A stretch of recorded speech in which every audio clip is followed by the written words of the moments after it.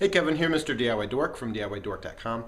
Today I want to give you an update on our metal siding installation, and I want to show you kind of how we're putting it up. We've actually started doing it before I did some video here because we wanted to get a good feel for it, and I think I understand it well enough that I can kind of show you how we're doing it. So anyway, check this out.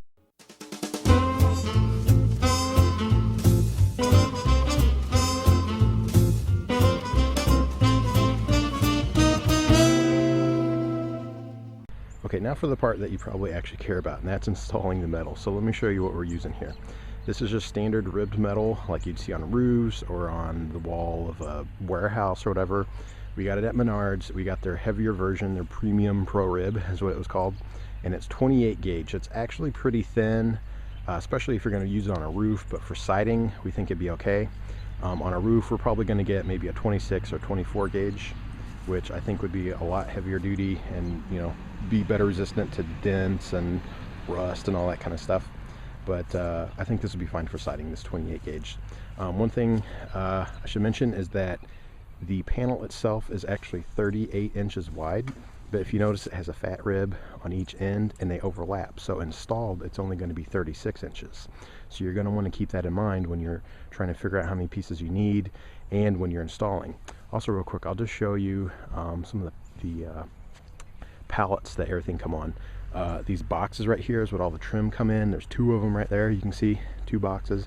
Each one of those ended up costing us about 150 bucks to bring in. Kind of sucks, but we had to pay it. They told us that normally builders use the wood, so they just figured it into the price of building the house, but we don't need it, so we had to pay 300 bucks for wood that we have no idea what we're going to do with. The pallet itself where the wood come on is 20 feet long, and as you can see it's a little bit wider than the 38-inch panels, and it's just a bunch of 2x4s hooked together with the straps. These are the straps and the wrap and all that we cut on the last one when the guy carried it away all dangerously. That panel right there is almost 12 foot long, so you can see how much bigger the pallet is here. And what they did was, see how there's shorter ones there? They would have been stacked at the end, so they basically had the longest piece on the bottom, and it would continue to get shorter and shorter and shorter all the way to the end, and that's how they stacked them. So when you get everything, you're gonna have to sort through them and probably gonna waste a whole day just figuring out what size everything is. Okay, so now we'll move on to actually installing and figuring out how many pieces and all that you need on your house. I want to show you how we figured out how many pieces we actually needed for the house. As you can see, there's really two different sides to a house. You have the end where everything is all the same size, and we're calling that the eave side, and then this side here everything is slanted, even up there slants in different directions, so we'll call that the gable side. And it's a little bit different figuring out what you need where. But one more thing I want to show you real quick before we move on is the panel itself. As you can see, this end has a little, about 1/4 inch flap on it, and then over here on the other side it's totally just clean cut. And this is the side that's actually going to overlap this one. It'll overlap this, so it'll be covered up, and then, you know, basically that clean cut edge is going to sit right here. So that's something you want to keep in mind is when you're installing it on the house, you want the overlaps to face away from wherever you think the prevailing wind is on the house. So since we have woods in the back corner here and over here it's all wide open, we figure all the wind is coming this way, so all the overlaps are going to be directly opposite of that. So what we did is we started in the back corner and we measured everything and installed everything going this way, and then in the front of the house we started here and we're going to move that way. In the back of the house we're starting in that corner, we're going to move that way, and in the far back corner we're going to start at the very end and we worked forward, so that way everything will be overlapped against the wind. Alright, so if you remember I said every panel is 38 inches wide, but when it's overlapped it will be 36. So we used the 36 inch measurement to figure out how many pieces we need. So all we did is we started in the back corner and we measured 36 inches, we drew a pencil line, another 36, pencil line, 36, 36, 36, all the way till we got to the end and we figured out how many panels we needed. I don't remember now if it was 11 or 13 panels on the side here, but the one on the end had to get cut off a little bit, so you might have had, let's say it was 13, you know, your 12 panel might be right there and then your 13 will be cut off like halfway or whatever, so you definitely want to buy overage for that. Now on this eave side here, everything is also the same length, so it's no big deal at all. We figured out where our bottom trim piece was going to be, and we figured out where our upper J channel is going to be.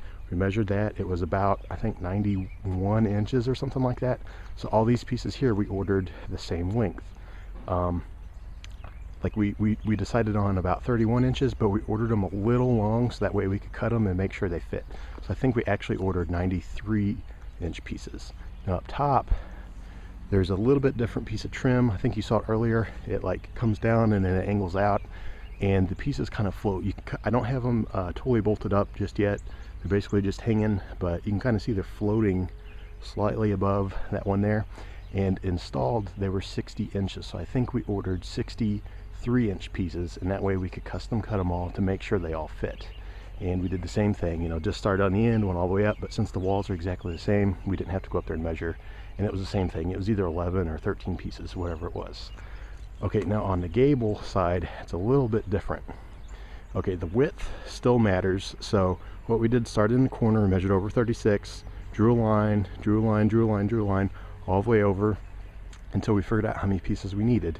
On this side, I don't even remember anymore either. I think it's maybe 16 pieces wide or something like that. And we basically did the same thing, measured 36, 36, 36. The difference is to figure out the height. Since we started on this side, see this side shorter, so we really had to figure out the height of this end. So what we did is we measured over 36 inches, we drew a line, then we took a level and we leveled it up there and we drew a line, and then we measured where the highest point of that level line went. Okay, now on this side we wanted to be absolutely for sure, so I think we ordered 6 inches over whatever we needed. And also every piece was basically a different size. Now that's the way we did it, but once we ordered the metal and I got all of the manuals in, or actually I downloaded the manuals, I learned that really you're supposed to start in the middle, figure out your height, and work out from the middle to figure out all the sizes. I think that made it easier because everything would have been duplicated. You know, you'd have had a 144-inch piece there, a 144-inch piece there, you know, about 3 of them in a row. Then this piece would have been like a 138. You'd had a 138 over there, and then maybe a 120 and a 120, you know, vice versa. The way we did it, since it's 36 inches, we have a full piece here that's like 110 inches, and then we have one that's like 127. And then once you get over here, all the pieces are, well, you can kind of see right here, there's 3 pieces mounted. 2 of them are going around the window.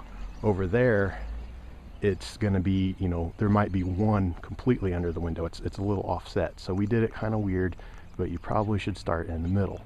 And then, like I said, every 36 inches, you want to measure up the height. So it was a little bit difficult, but we figured it all out.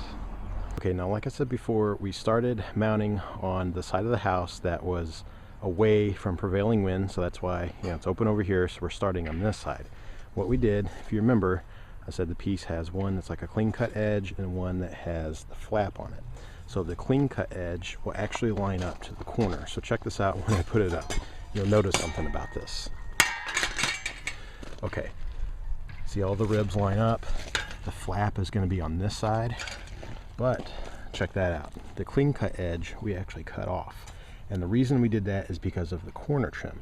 The corner trim has to fit around that big rib, and if you keep it there, it'll be in the way. So I'll show you what I mean here in just a second. All right, so this is the reason we cut it off. This is the corner trim right here, and it has to be able to go around and sit flat. So, you know, if it was sitting on one of these big ribs, there would be, you know, a huge problem. So we cut them off, and it actually was part of the directions. I was surprised that they wanted you to cut it off, kind of weird like that, but it does make sense. And when we put it on, we have to make it as watertight as we can. So not only are we going to run a screw through it everywhere that we have these screw lines every 24 inches, but we're also going to put kind of a sealant tape underneath there. And that's why we're using this butyl tape right here, Mastic's butyl tape. And if you look at it, it basically is like a rubbery, caulky looking tape. And it's just going to, you know, sit right behind there, up against this, and put a screw on there. And that way it'll keep it nice and tight, almost like it has caulk behind there, and it'll keep water, you know, if it's raining sideways or, you know, water's run down, it's not going to go in behind there and ruin all this. So that's why we cut those corners off. It looks a little weird, but when we, like I showed you earlier, when we installed that first panel, we made sure that it did line up. It's just, you know, the piece we cut off makes it look a little funny. So now I'll show you how we actually started to run them, because it's a little bit odd too. Right now, to actually install the metal, what we did was we started on the eave side because it was a little easier. Everything was the same height. So like I said, I think we cut these at 91 inches. So we just, you know, cut them to length. And then we started at that very, very corner, and we took a tape measure and we measured 38 inches over, because that was the full length of the panel, and we drew a line. Then we were able to cut off, like I said, cut off the one ridge off the end, and we're able to line up the end with the flap to that 38-inch line, and we made sure it was level, and we started that panel and we screwed it up, and then we're able to line everything off of it. So let me show you over here on this side how we're doing it, and how we're figuring out the angle of the gable as well. On this gable side, since it's all angled, what we're able to do is take off a cutoff of one of the eave sides and use it as a template. So of course, that piece would be cut off of the actual panel. You can see that was installed here, but what we did is we had laid it up here, and then right on that little 1/4 inch flap, right on the end of it, we drew a pencil line. Then we took a level and we drew a level line all the way up to the top to figure out, see where that screw is? Right up there, we figured out what that height is. Then we did the same thing over on this end, except all we had to do here was just measure. And we measured up inside the J channel so that the siding would be hidden a little bit, and we measured all the way down to the bottom trim, and it's actually sitting directly on this bottom trim. And then what we did is we gave ourselves a 1/4 inch wiggle room, so that way it could move around if it needed to.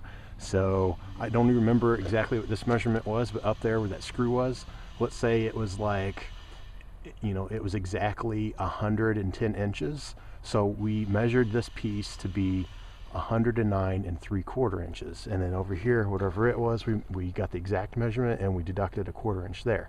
Then we're able to, cut the angle off, and I'll show you that later. But just to give you a better idea of exactly what I'm talking about, I went ahead and I did it over here. Now on the gable side, where everything is angled, every piece is custom cut, so we're doing it to all of them. So what I'm doing here is we would lay the sample piece up. See how it's not quite sitting right? You have to make sure it's totally sitting flush. Okay, and then kind of hard to do with one hand here. Give me a second here. All right. So we'd line it up, and then right here, see that pencil line? We drew it, we level lined it, and you can see how it goes all the way up to the top.